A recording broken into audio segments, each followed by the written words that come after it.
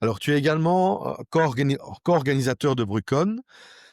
Est-ce que Brucon est gratuit, déjà? Alors, malheureusement, non. Tout simplement parce que, beh, l'argent est le nerf de la guerre. Donc, Mhm, comme tu peux t'en douter, organiser une conférence avec des speakers qui viennent d'un petit peu partout, c'est une conférence internationale. On a besoin de sponsors mais voilà, on demande une participation, pour les donc il y a un prix d'entrée, mais que l'on essaye de garder abordable pour tout le monde. C'est-à-dire que, en fait, je vais parler directement un petit peu de la genèse de Brucon, comment mhm, tout a démarré.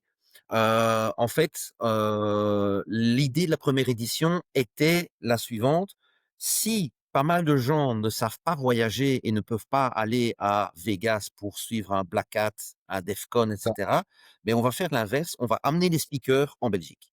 C'était Mhm, l'idée de Brucon telle qu'elle est venue.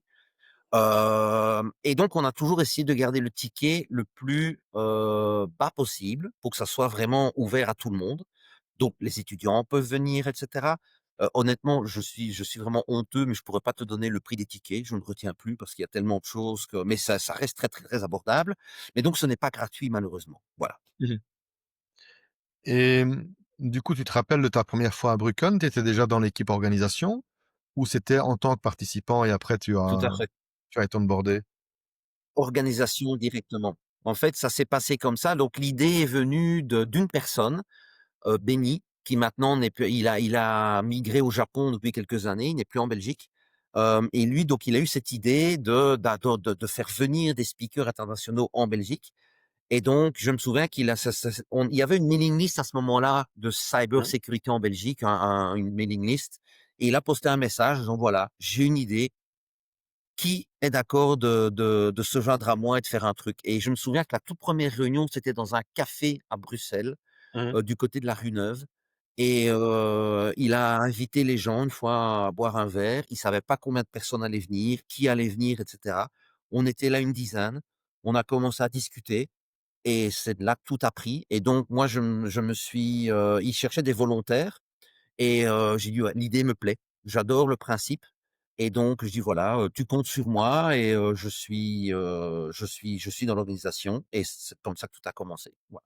Donc depuis la toute première édition, ce qui fait maintenant, je crois, la 14e, quelque chose comme ça, oui. Enfin oui. Et tu sais que c'est marrant que tu me dises ça parce que je connais Benny. Je l'ai remplacé quand il est parti au Tu Japon, je l'ai connais Benny? remplacé. Ouais, ouais, Ketos Slagers. Je l'ai remplacé quand, Ah bah oui, eh beh, bon, c'est lui qui est c'est lui remplacé qui est chez à un client. l'origine de Ouais. c'est lui. Et alors ce qu'il a fait, c'est que pour les 10 ans de Brucon, on lui a payé son vol, on l'a fait revenir du Japon pour, qu'il revienne ici. Et ah ouais, bien sûr, bien Ouais, sûr, bien sûr. Mais ouais, donc il est toujours au Japon, il est là-bas, ouais. ouais, ouais. Mais moi, je l'ai Mais donc c'est remplacé Benny qui est chez à un client. l'origine, qui a eu Ouais, ouais. En fait, il prenait 6 mois, parce qu'il était sur payroll, hein, chez le client, et il prenait 6 mois de pause carrière. Et moi, je l'ai remplacé en étant freelance chez mon client, du coup, pendant 6 mois. Et après, il a dit, ben non, je reste. Ok, donc je suis resté 2 ans, 2 ans et demi chez le client. Et bah, moi, c'est comme ça que je l'ai connu, mais je l'ai connu 3 jours. Le temps que lui fasse ses affaires ouais, le monde est et, petit, et, le et monde parte le au monde est Japon. petit. Tu vois? C'est marrant, ça.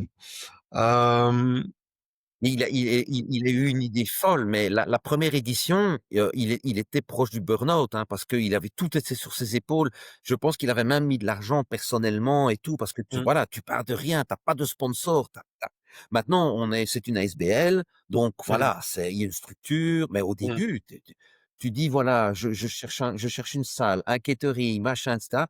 On savait pas si les gens allaient s'inscrire, si les gens allaient venir, etc. C'est vraiment vraiment Ouais, c'est le gros event. partir au front, quoi. Mais la Ouais, tout sauce à a fait. pris directement et c'est ça qui est génial, quoi. Et donc, du coup, aujourd'hui, c'est quoi l'ADN de Brucon, selon toi? La communauté.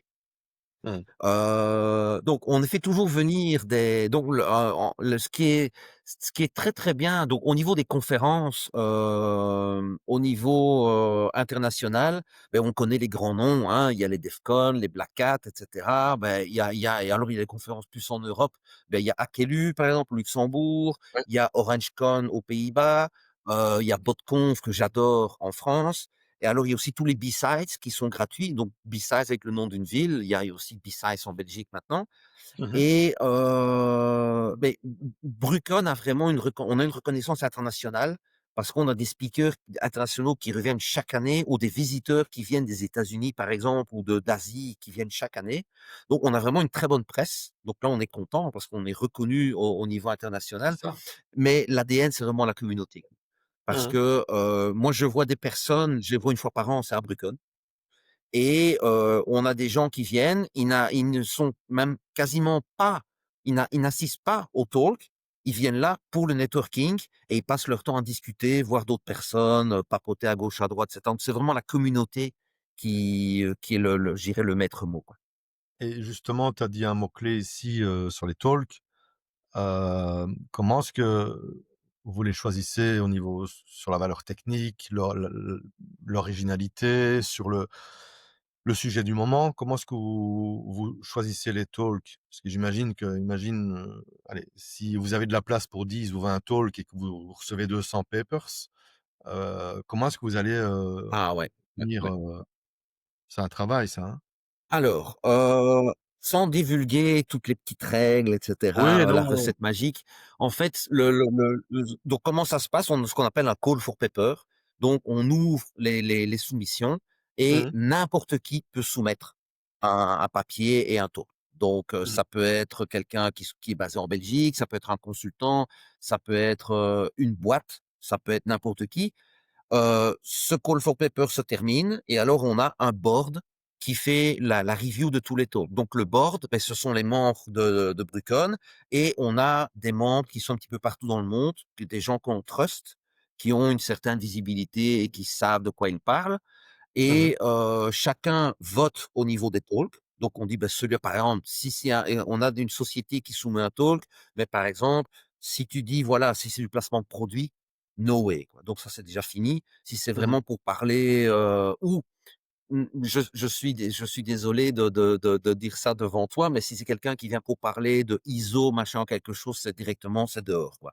Non, c'est trop, C'est pas notre ADN. abstrait. Non, mais tu peux le dire, hein, Voilà. mais En fait, c'est trop on cherche des talks qui soient le talk qui est super important, super cool pour nous, c'est quelque chose qui est neuf. Parce que en général, beaucoup de talks tournent. Donc tu as des personnes qui soumettent à plein de conférences et le talk a déjà été donné 3 4 fois et donc en général, il a été enregistré, il est sur YouTube et donc tu vas ouais. venir le répéter. Il faut que ce soit quelque chose si c'est neuf, si ça, parle de quelque chose qui est récent, donc une nouvelle technologie, un nouvel outil, une nouvelle technique ou des choses comme ça, on a ça tu gagnes en points, je vais dire. Mmh. Maintenant, il y a forcément la qualité technique du talk. Il faut avouer que les talks sont relativement techniques. Donc Ouais. on a de temps en temps, on a un talk qui est un petit peu plus light, mais souvent les gens qui viennent suivre Brucon, ils aiment bien du technique. On essaie de garder une balance entre défensif et offensif. Il y a Mmh. quelques années, on voyait que, mais c'est souvent le cas quand on a des jeunes, des étudiants, et cetera, ils aiment bien casser. «Ouais, je veux devenir domaine admin, je veux faire du pen test, je veux C'est ça. complètement router le serveur» et cetera. Ils aiment bien ça. C'est très cool, mais Mmh. à titre personnel, c'est tout aussi gratifiant de bloquer un attaquant que de devenir domaine admin. Je travaille sur un incident et j'arrive à bloquer l'attaque, ben, je suis tout aussi content que si j'étais domaine admin. Tu vois donc on essaie de garder une balance entre offensif et défensif. On essaie aussi de garder une balance entre, des choses qui soient vraiment très, très, très techniques, ou alors des choses qui sont plus fun. On a eu des talks qui étaient mais vraiment géniaux, quoi. Vraiment, on a eu des démos, mais les gens terminaient en applaudissant, et cetera. Donc voilà les règles que l'on suit et alors OK. quand tout le monde a fait la revue, beh, si on a, une shortlist de, je dirais, allez, j'invente de 20 talks et qu'on en a besoin de 15, bah, c'est au vote et voilà et celui qui, par exemple, n'a jamais parlé ou qui a vraiment le petit truc en plus, aura peut-être plus de chances d'être sélectionné qu'un autre et cetera. Voilà. Mais donc Et c'est, pas de bullshit, ouais, pas de placement de produit, pas de marketing et vraiment quelque chose qui soit bien, qui soit intéressant pour les gens qui viennent, quoi. bah, le marketing, Ce tu qu'il dois faut quand même savoir, c'est que pour moi, hein. C'est-à-dire que la personne se place elle-même en tant que produit, il va parler de donc c'est son propre marketing et sa visibilité. Il n'est pas là pour vendre le produit en tant que tel, ça on est d'accord. Mais tu vas avoir, à mon avis, la renommée d'un guest ou d'un speaker international qui va faire venir peut-être d'autres gens, heu, ou Oui, c'est on a des carrément gens des qui inconnus. viennent et donc les slides sont brandés avec le logo de la compagnie et on a eu des checkpoints et cetera. Mais voilà, ça doit faire partie d'une recherche et Mmh. si maintenant, on le sent, tu le vois directement, hein. Si au bout de Mmh mh. 3 slides, le gars, il commence à te dire que voilà, il place son checkpoint, c'est firewall et cetera, bah, non, pour te dire, on là où c'est très important de respecter cette espèce de sélection et d'avoir des talks qui sont intéressants. J'aime bien comparer, Brucon, on n'est pas à ce niveau-là en termes d'organisation, mais en termes de vitesse, je sais pas si tu vois la vitesse à laquelle se vendent les tickets, par exemple, de Tomorrowland. Quand on ouvre la vente des tickets pour Brucon, c'est parti en quelques minutes, hein. Ouais. Alors que les gens ne savent même pas ce qui est au programme, parce qu'on annonce le programme par la suite. Ouais, Donc ils ouais, nous font confiance. Ils savent d'office que ça. je vais voir des gens sympas, je vais faire du networking et s'il y a des talks intéressants, c'est un plus, on verra. Oui, Donc on en est à c'est ce niveau-là, quoi. Donc on a vraiment ouais. une bonne réputation. Ouais, Ouais, ouais, c'est super. ouais. Est-ce qu'il y a un talk inoubliable sur les X dernières années ou que tu peux partager avec nos auditeurs et lequel? Et éventuellement par la suite, on pourra mettre Alors, le YouTube si on l'a. j'en donnerai 2. J'en donnerai Mmh. 2. Il y en a un qui est très, très, très ancien. C'est une des premières éditions de Brucon, donc c'est tout te dit parce qu'on a dû faire venir le gars. Je sais Mmh pas si mh. tu te souviens de Dan Kaminsky, qui est d'ailleurs décédé depuis, Ça me dit quelque quand il a chose. trouvé la vulnérabilité de DNS poisoning. Mmh mh. On l'a fait venir et il a parlé de sa vulnérabilité à Brucon. C'était j'ai le gars ingérable, hein, ingérable, hein. Vraiment la superstar, États-Unis et tout, super difficile à gérer.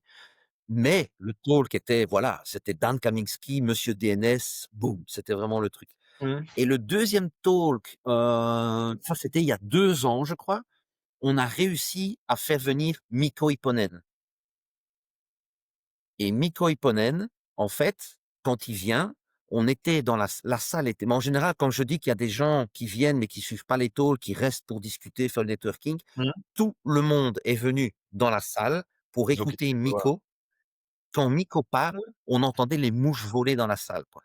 Mmh. Tout le monde était mais c'était fabuleux. Vraiment un mais alors un talk pas très technique, mais parler de la sécurité, mais tu sais, un petit peu d'IoT, un petit peu d'IA, Mikko Ipponen, quoi. Vraiment, la référence, en tant que speaker. C'est un speaker professionnel, hein, il ne fait quasiment que ça. Oui. C'était vraiment une très belle expérience. Et alors moi j'ai discuté avec lui un peu après comme, bah, il était là, il est pas resté longtemps parce qu'il est arrivé, il a atterri, il est arrivé, il a donné son talk, il est reparti, quoi. Donc c'est vraiment, un peu comme C'est un beau. guest speaker comme ça. Ouais, ouais, J'ai ouais. discuté un petit peu avec lui, super sympa, super ouvert, super accessible et tout. C'est vraiment une belle expérience.